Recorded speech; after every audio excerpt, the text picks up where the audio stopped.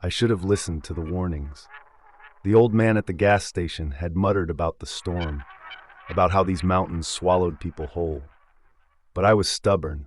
I had a cabin waiting, and the thought of a weekend alone with nothing but the crackling fireplace and a bottle of whiskey was too tempting. The snow began to fall heavier as I drove, thick flakes smothering the world around me. Soon, the road disappeared beneath a white void, and my tires lost grip. The car skidded sideways, and before I could react, I was sliding off the road, crashing into the unknown. When I came to, the car was half buried in snow, the engine dead. My phone had no signal. The trees loomed over me, their skeletal branches rattling in the wind. Then I heard it, a distant guttural wail, like something not meant for this world. My breath caught in my throat. I wasn't alone out here. I bundled up and stepped out, my boots crunching against the frozen ground. The cold bit into me instantly, seeping through my layers. I needed to find shelter. My cabin was still a few miles away, but the storm was growing worse. As I trudged through the snow, I noticed something strange. Footprints. Not mine.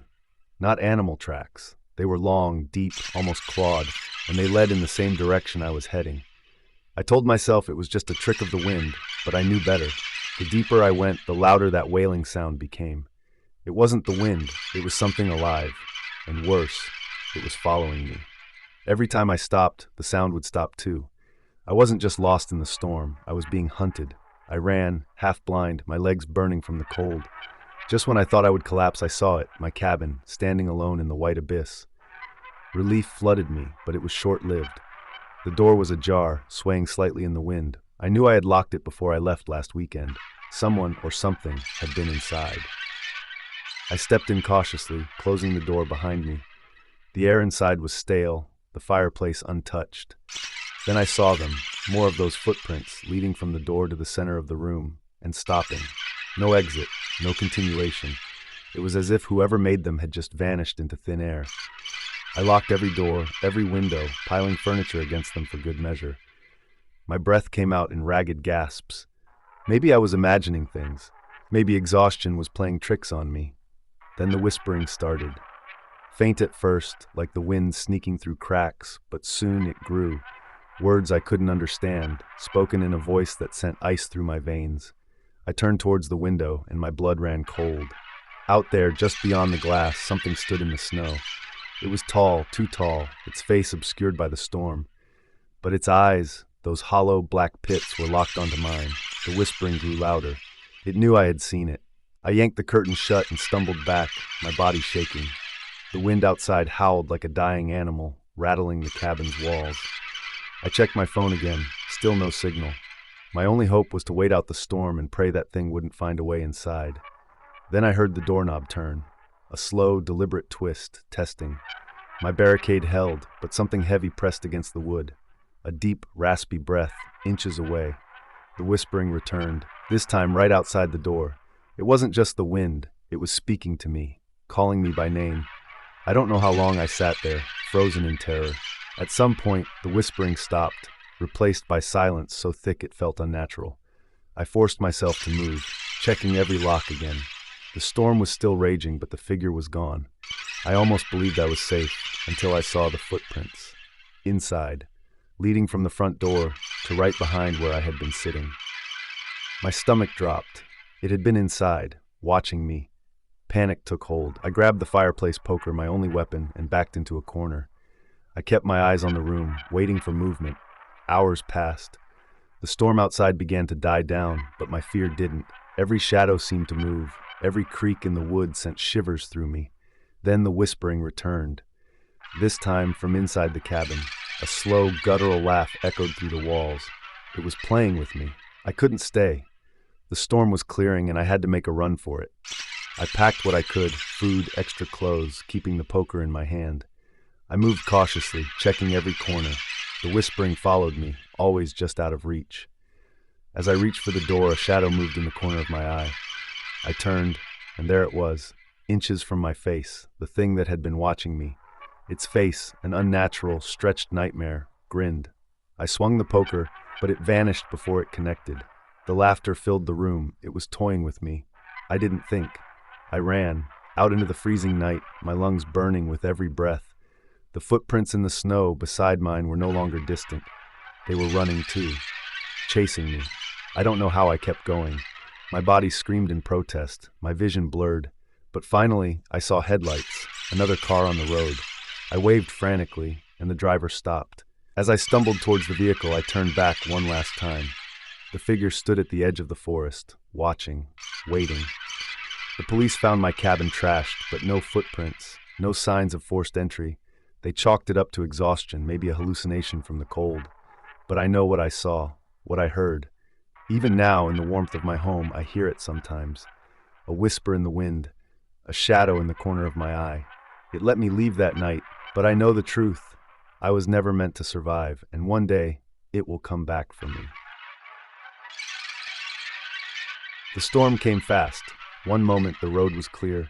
The next, a wall of white swallowed everything. My truck's tires struggled against the ice, and I knew I had made a mistake taking this shortcut through the mountains. The GPS was useless, and my fuel gauge was dipping dangerously low. Then, out of nowhere, my headlights caught something. An old wooden road sign barely standing against the wind.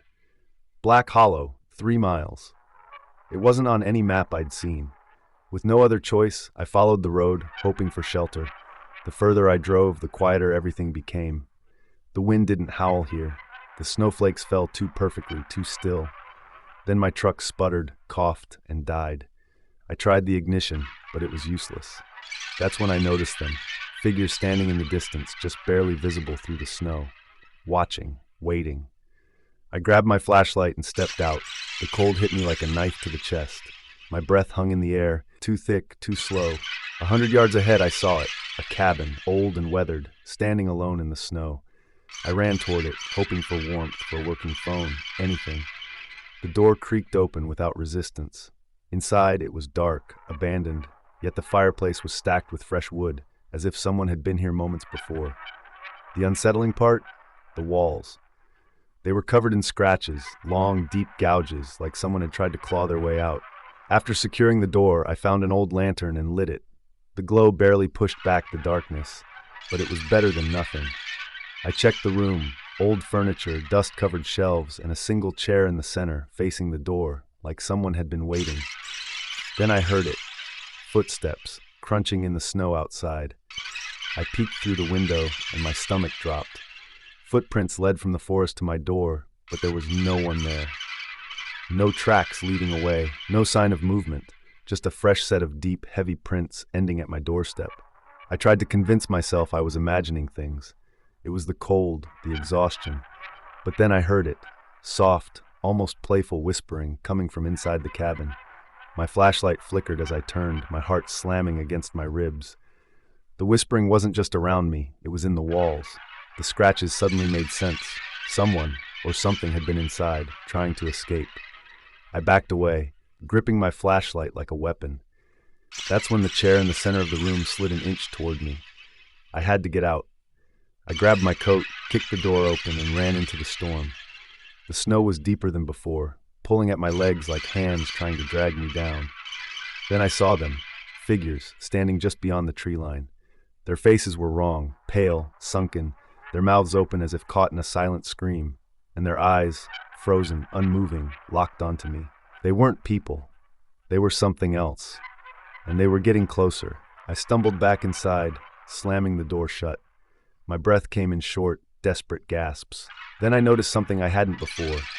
A locked door near the fireplace, its frame covered in those same deep scratches. I hesitated, but the whispering started again, this time from beneath me. I had no choice. I found an old iron key hanging on the wall and turned the lock. The door creaked open, revealing a narrow staircase leading into pure darkness. The air was thick, stale, carrying the unmistakable scent of rot. I didn't want to go down there, but something was coming, and I had nowhere else to hide. I crept down the steps, each creak beneath my boots echoing like gunshots. The air was so cold, my breath came out in thick clouds. The space below was small, filled with old crates and broken furniture. But in the farthest corner, something moved. At first, I thought it was a person, hunched over, shivering. Then it turned its head, too far, too fast. Its eyes were like empty pits, and its mouth twisted into an impossible grin. The whispering turned into a deafening chorus, coming from the walls, the floor, the thing itself. It wasn't trapped down here. It had been waiting. I ran. I didn't care how loud I was, how reckless. The thing lunged, its limbs jerking unnaturally as it chased me up the stairs. I barely managed to slam the door shut before it reached me. The entire cabin shook as something slammed against the wood, over and over. Then silence. No whispering, no footsteps, just the wind outside. I knew better than to stay. I grabbed my keys and bolted for the truck, praying it would start. The figures were still there, but they didn't move. They didn't need to. The thing inside the cabin wasn't done with me yet. My truck roared to life, and I floored it, plowing through the snow. I didn't care where I was going as long as it was away. But the road, it wasn't right. No matter how far I drove, the cabin remained in my rearview mirror, as if I hadn't moved at all. Then the radio crackled, a voice, faint, almost laughing. "You never left, Stin." The headlights flickered, the road stretched on forever, and in the rearview mirror, something was sitting in my back seat. I don't remember what happened next. I woke up in my truck, parked outside my own house. The gas tank was full. No sign of snow, no scratches, no cabin. Just the deep, gnawing cold in my bones that hasn't left since. But I know it's not over. Some nights I hear the whispering, see the frozen faces reflected in my windows, and when I look in the mirror, my breath doesn't fog the glass anymore.